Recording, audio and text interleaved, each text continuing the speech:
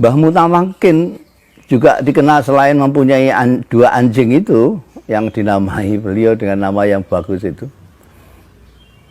karena beliau sangat paham sekali dengan Allah, dengan makhluk-makhluknya.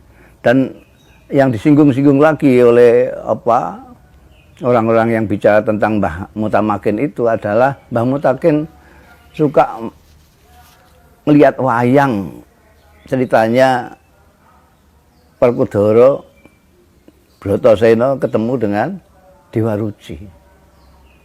Nah, ini orang yang nggak tahu. Karena apa? Disangkanya wayang itu adalah itu kesenian Buddha, kesenian Hindu. Salah. Di dalam pertemuan Bratasena dengan Dewa Ruci itu di wejangannya itu pas sekali dengan ajaran-ajaran yang dirintiskan para kiai dan Mbah Mutamakin sendiri. Jadi Dewa Ruci mempunyai ajaran 6 ajaran. Ini banyak yang tentu santri-santri karena tidak pernah lihat wayang mungkin nggak tahu bahwa Dewa Ruci itu memberikan ajaran 6 ajaran. Pertama, itu ada dalilnya di Quran, la takfuma wala takfuba laisa laka bihi ilmun. Tidak, Anda jangan sampai melakukan sesuatu apapun, ngomong sesuatu, bertindak sesuatu sebelum kamu ngerti, paham betul yang kamu omongkan itu apa, yang akan kamu laksanakan itu apa. Itu pertama. Kedua, ajaran harus bisa membedakan antara emas dan loyang. Artinya apa? Artinya kita harus ngaji, harus belajar. Kalau tidak belajar, besi kuning dengan emas, tembaga dengan emas, kita tidak bisa membedakan. Itu ajaran dari Dewa Ruci kepada Bratasena yang kedua. Ketiga, jangan kagetan, jangan bingungan. Jangan kagetan, jangan bingungan ini tentu membutuhkan juga ilmu. Kalau orang itu tidak punya ilmu, dia sering kaget-kaget, sering bingung. Kalau pengetahuannya luas, dia tidak akan kagetan, tidak akan bingungan. Seperti falsafatnya pesantren. Dulu itu pesantren itu, orang kalau mondok pesantren itu niatnya tidak muluk-muluk, tidak kepingin jadi pilot, kepingin jadi anggota DPR, kepingin jadi petinggi negara, tidak. Bahkan tidak kepingin jadi kiai, tidak kepingin jadi mubalek. Apa? Dulu, nggak tahu sekarang. Dulu itu orang mondok ke pesantren, niatnya adalah menghilangkan kebodohan, titik. Niat mencari ilmu untuk menghilangkan kebodohan. Dan kita tahu bahwa kebodohan tak bisa hilang. Karena begitu Anda pandai, Anda merasa lebih bodoh dari kemarin. Kalau Anda sudah merasa pandai, di situ Anda mulai bodoh. Nomor keempat, ajarannya Dewa Ruci harus bisa mengendalikan nafsu. Nafsu amarah, nafsu lamah. Nafsu-nafsu yang mengajak kita untuk berbuat tidak baik. Ini ada semua dalilnya ini. Kalau Anda cari itu ada dalilnya semua. Cuma oleh pewayangan itu dikemukakan sedemikian rupa sehingga seolah-olah itu tidak berdalil. Seperti kiai-kiai kalau mau idhah hasan itu jarang dalil. Yang biasa dalil itu biasanya ustadz anyaran itu. Yang kelima, ajarannya ini juga ada dalilnya. Ilmu itu harus diamalkan.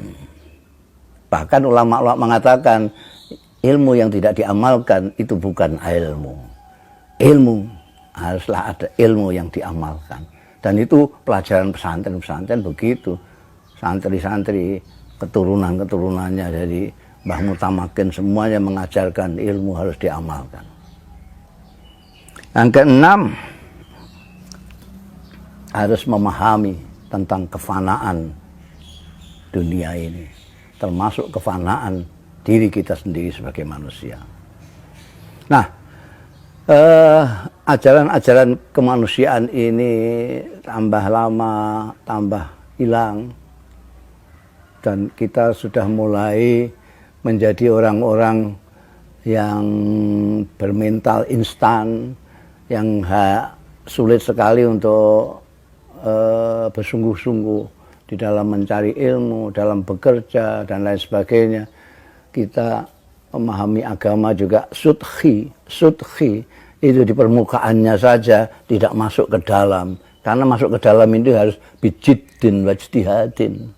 Sementara kita tidak punya lagi kekuatan untuk jiddin wajtihadin. Kita sekarang malas sekali karena godaan-godaan hal-hal yang kita hadapi di zaman akhir ini. Kita tidak ada tirakat beras sekarang itu, nggak usum tirakat segala macam itu. Kesungguhan itu sudah tiada, sehingga kita sekarang suka yang sudhi. Kalau kita lihat itu apa namanya, mau'idhah, tausiah itu kebanyakan sudhi semua, tidak sampai yang mendalam seperti yang diajarkan Mbah Mutamakin. Jarang sekali kita apa namanya menukik ke dalam. Kalau bahasanya Bung Karno, mencari api daripada Islam itu untuk dikorbankan kepada diri kita sendiri, sehingga kita itu tadi aneh sekali, kita melakukan sesuatu untuk menyenangkan Allah, mencari ridha Allah, tapi dengan tidak sadar atau tidak berpengetahuan lalu menyakiti hamba-hamba Allah. Saya sering menyontohkan orang yang berdesak-desakan untuk berebut mencium Hajar Aswad itu. Lihat itu, mereka berebut Hajar Aswad, menyikut kiri kanan supaya dia bisa mencium Hajar Aswad. Ini apa artinya? Dia ingin mencium Hajar Aswad itu untuk kepentingan siapa? Untuk menyenangkan Tuhan atau menyenangkan diri kita sendiri? Tanyakan kepada mereka yang rebutan mencari Hajar Aswad untuk dicium. Untuk menyenangkan diri sendiri atau menyenangkan Allah? Kalau jawabnya untuk menyenangkan Allah, itu aneh sekali. Bagaimana mau menyenangkan Allah dengan menyakiti, menyikuti hamba-hambanya? Tidak masuk akal. Jangankan Allah, saya saja. Kamu ingin menyenangkan saya, anak saya, kamu sikuti, keplak kamu. Dan orang lalu lupa bahwa mencium Hajar Aswad itu paling tinggi hukumnya sunnah. Sedangkan menyakiti hamba-hamba Allah itu haram. Bagaimana untuk mendapatkan kesunahan dengan keharaman? Ini sama saja dengan korupsi, sedekah dari uang korupsi. Tidak menghilangkan kotornya korupsi. Jadi kemanusiaan kita itu menjadi luntur karena kita salah memahami ilmu, salah memahami tentang kesalehan. Saleh yang sejati adalah orang yang saleh, baik dengan Allah dan baik dengan hamba-hamba Allah. Baik dengan Tuhan dan baik dengan manusia. Tidak bisa. Anda baik dengan manusia tapi tidak sholat, tidak puasa, tidak beribadah kepada Allah. Kamu separuh takwa. Sebaliknya, kamu sembahyang, kamu ngoceh soal Islam segala macam, tapi kamu jahat, zalim kepada sesama hamba Allah, kamu belum berarti orang yang bertakwa. Nah, karena kemanusiaan ini begitu tipis, ya ini husnudzon saya. Allah itu begitu baik. Kita itu selama ini dengan dunia itu tidak berjarak. Bahkan karena tidak berjaraknya kita dengan dunia, begitu cintanya kita kepada dunia, itu kita bisa tega kepada sesama manusia, sesama hamba Allah Ta'ala. Kita lupa, ini sama-sama manusia. Dan kita lupa kepada ajaran Kanjeng Nabi Muhammad Sallallahu Alaihi Wasallam. La yu'minu ahadukum hatta yuhibba li akhihi ma yuhibbu li nafsihi. Ini seringkali termasuk ustadz-ustadz keliru mengartikan hadis ini. Diartikan orang tidak sempurna imannya sebelum dia menyintai saudaranya seperti menyintai dirinya sendiri. Ini tidak benar, tidak pas.